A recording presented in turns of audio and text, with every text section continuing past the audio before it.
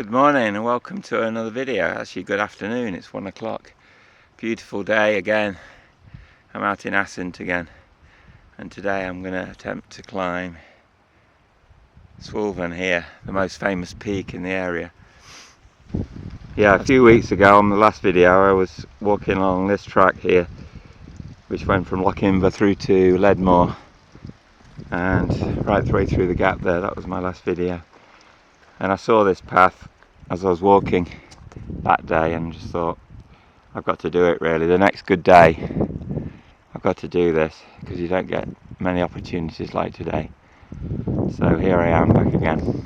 So Suilven is actually only 731 metres, but it looks a lot bigger. It's so steep, and I'm guessing that this path must be one of the steepest in Scotland.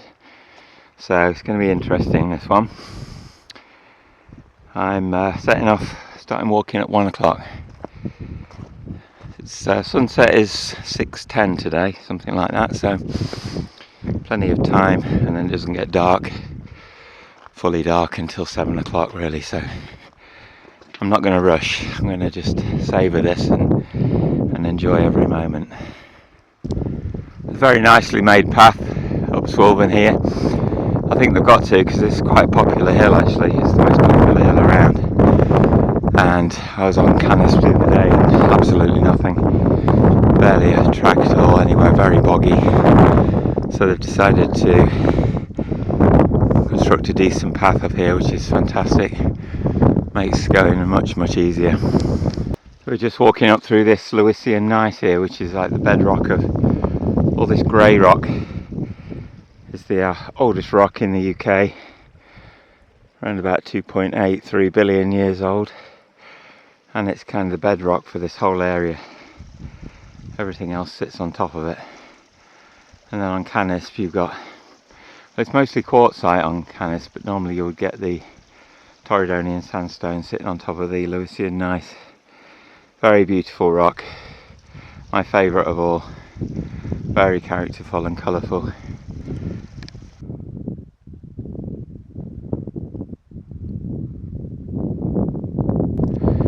Passing by this gorgeous little lochen just before we start the very steep ascent here. Lovely. And we can see clearly the Torridonian sandstone there. It's the steepest bit of the mountain, sitting on top of the grey Lewisian gneiss. Oh, there's a divine little beach here on this small lochen, and a great place to camp as well. This would be a heavenly place to come and spend the night in summer when it's nice and hot. Have a swim. Lovely. So I've had a nice easy warm-up path, and now it's up there to that little gap in the middle there, and then turn right and go along the summit ridge. So this is a little bit which, well, I'm not looking forward to this, but short and sharp I think. Okay, well, it starts steep and then gets steeper by the looks of it. Top section looks remarkably steep, but we'll see. We'll just plod our way up, plod my way up slowly and steadily as usual, one foot in front of the other, and eventually I get there.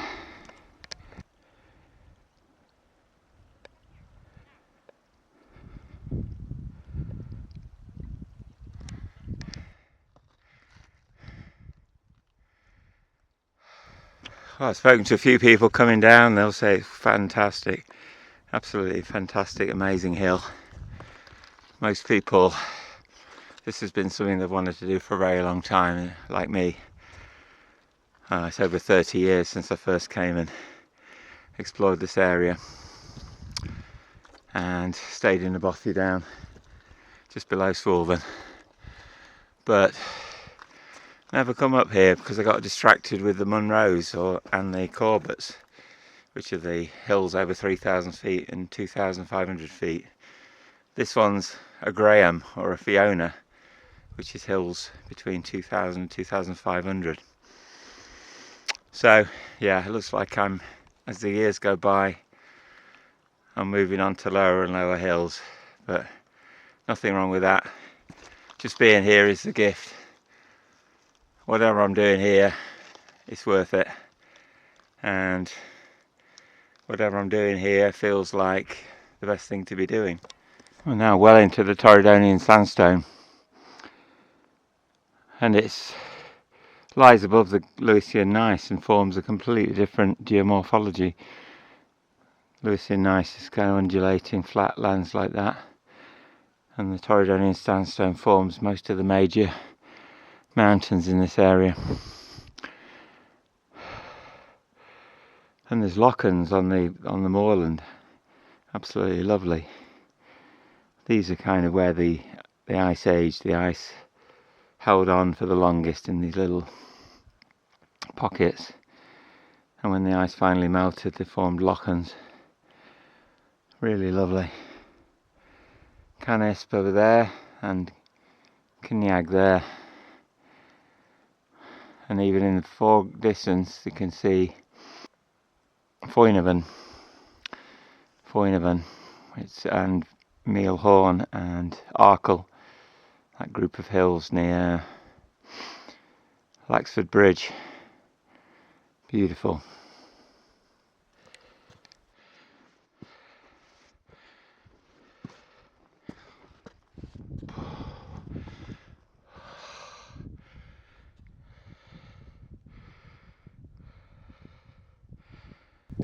So that was the hard bit, the 40 minutes steep climbing, and now I'm on this bialak, this gap between the two peaks.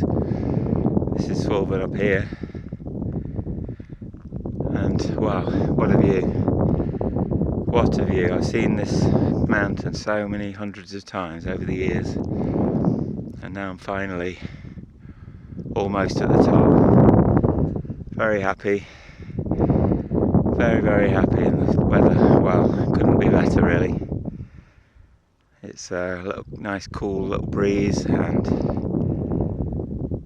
hazy but clear enough to see. I can see Anchelak in the south, so and you can see Foinavan in the north, so a good 30 miles visibility or so. Well, these lichens that you get in the highlands, even at this altitude, 700 metres, are so colourful. I can't get enough of them. They're just so beautiful. I've photographed hundreds of these collections. This is one of the more colourful ones.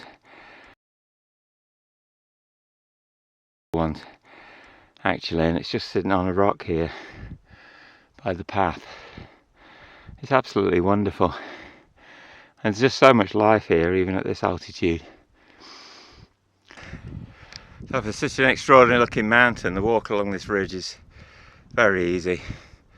A little bit rocky, but nothing dangerous, nothing difficult. There's actually a guy camping somewhere here,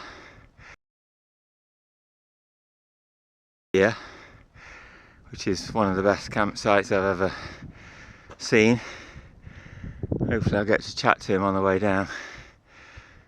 But yeah, I'm hoping I'm the last person up, so I can have the summit to myself for half an hour, or at least until I get too cold. This is the other peak of Suilven, which is actually much steeper. The main summit's like a rounded dome, but this is more like a peak, like a mini Matterhorn. So that's it, I got the top to myself as I planned. I thought by coming a bit later, most people are on the way down, and that's what's happened. So I've got the whole summit to myself. It's quite flat actually. You could easily camp up here. Hardly any wind, not really cold at all, and just a hazy kind of sunshine. But oh, it's like a dream. It's like a dream to be finally here. Well, I put all my spare clothes on so I can stay up here as long as possible. I always think it's such an effort to get here that it's worth just being here as long as I can until I get too cold, or until I'm running out of daylight. It's not a problem today, but yeah, yeah, I don't think I'm going to get cold either. But just to be here, just to enjoy the peace, the location, just the sheer tranquility of it, and just to enjoy the effort that I've put in as well. That's this is the reward for me for all that effort, that sweat. No tears today, no blood, but plenty of sweat. And this is what I do it for, is for just to be here, just to enjoy this environment. It's very special.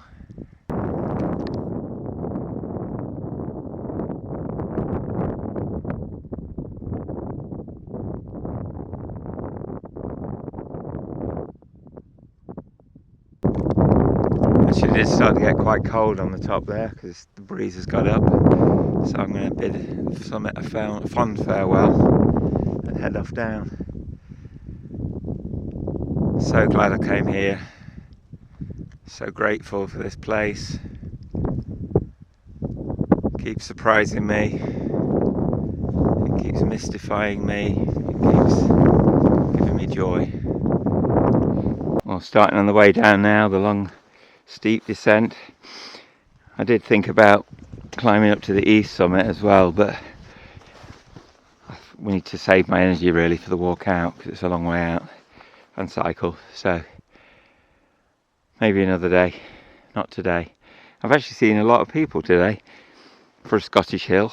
It's very popular. It is a Saturday, but it is towards the end of October, but I've been used to the Corbetts, which are very, very quiet, and this one has got such a famous name for itself that it's become, when I say busy, I mean by Scottish standards. I've seen maybe 12 people on the mountain today, plus a couple more on the path in the valley, in the glen, so not much by UK standards, but yeah, certainly busy by Scottish standards. Yeah, this path is steep, but it's actually quite easy, really. I'm used to, on the Corbetts, there's often no paths at all, so it's a case of just finding your own way. And very rarely any people as well. Sometimes nobody at all, maybe one, occasionally two, but very rarely get like 12 like today. So overall it's a much easier climb because of the paths, and it's not as high, so despite being steep it's actually not too bad at all, not difficult by Scottish standards. Now I'm starting to boil. I've gone out of the wind now and started moving again. Too many clothes on now. I've got to take some off or I'll boil to death. Oh, that's nice, I'm back on level ground again. It's like walking on a pavement after that. It's really good. So there it is, Suilven. Suilven. What a hill, what a mountain, one of the most iconic mountains in Scotland. Finally I've been there. Wonderful.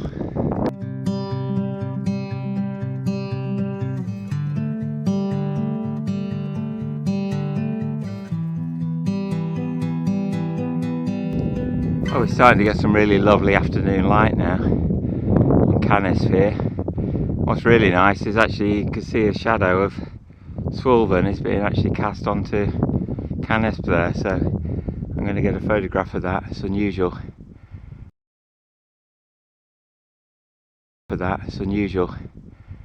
Very nice.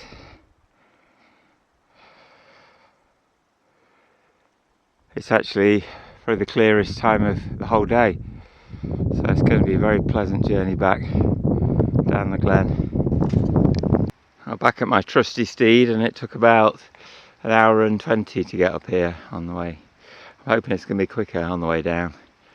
I mean, we haven't gained much altitude actually, maybe 100 metres or so, but at least it's downhill 100 metres. So all being well, I'll be back at my van fairly soon and having a cup of tea.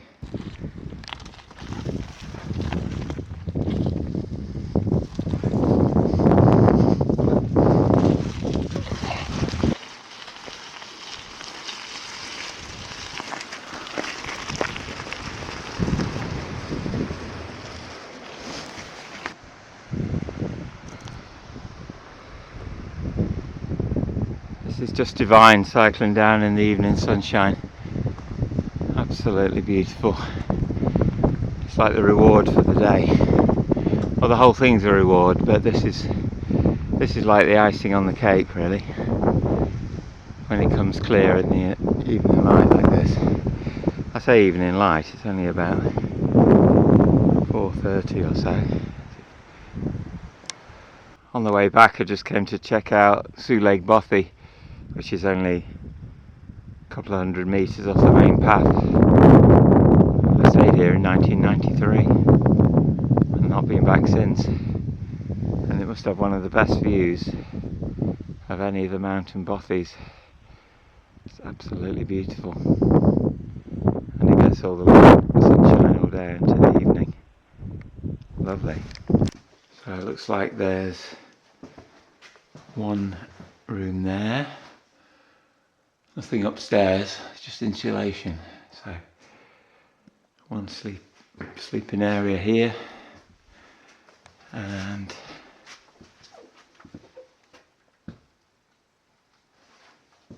another one there by the fire. Somebody's bought some wood in. So, quite basic but quite homely. A nice candlestick.